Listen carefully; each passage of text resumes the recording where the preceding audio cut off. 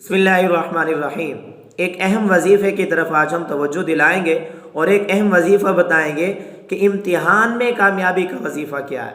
बहुत सारे बच्चे बच्चियाँ जो या तो मदारिस में पढ़ते हैं वो अक्सर पूछते हैं कि हमने इम्तिहान के लिए तैयारी करनी है तो कौन से वज़ाइफ करें तैयारी के साथ साथ, और हमारा रिज़ल्ट आना है तो हम कौन से वज़ाइफ करें। मदारिस वाले पूछते हैं, कॉलेज के बच्चे बच्चियाँ पूछती हैं, यूनिवर्सिटी के बच्चे बच्चियाँ पूछती हैं। हर एक की परेशानी होती है कि मेरा रिज़ल्ट आने वाला है, रिज़ल्ट अच्छा आ जाए, इम्तिहान में कामयाब हो जाऊं, या अभी इम्तिहान होगा उसके अंदर मैं कामयाब हो जाऊं। तो इसके लिए दो वज़ाइफ कर लें और साथ में मेहनत भी करें तो इंशाअल्लाह ताला अल्लाह रब्बुल इज़्ज़त अच्छे नंबरात के साथ कामयाबी अता फरमाएंगे।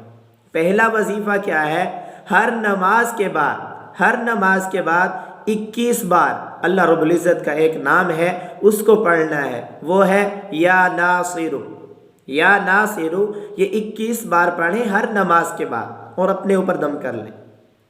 और दूसरा वजीफ़ा सुबह की नमाज के बाद, 150 बार अल्लाह रब्बुल इज़्ज़त का एक नाम है या अलीमु।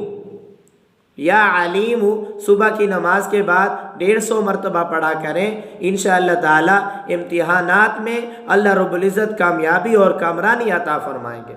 लेकिन शर्त यह है कि इम्तिहानात से पहले इम्तिहानात की तैयारी भी करें। सिर्फ वज़ाइफ ये ना हो कि वो कहे कि मैं सिर्फ वज़ाइफ करूँगा या वज़ाइफ करूँगी, तैयारी ही ना करें, तो इस तरह नहीं है, बल्कि तैयारी भी करें और वज़ाइफ भी जारी रखें तो इंशाअल्लाह ताला अल्लाह इम्तिहानात में कामयाबी अता फरमाएंगे। अगर इम्तिहानात दे दिए हैं फिर भी ये वजीफ़ा कर सकते हैं और इसकी इजाज़त आम है। और आप भी अगर हमसे कोई वजीफ़ा पूछना चाहते हैं, अपने ख्वाब की ताबीर मालूम करना चाहते हैं, किसी शरई मसले का हल पूछना चाहते हैं तो कमेंट्स के अंदर अपनी राय भी दें और आप वो सवालात भी हमसे पूछ सकते हैं।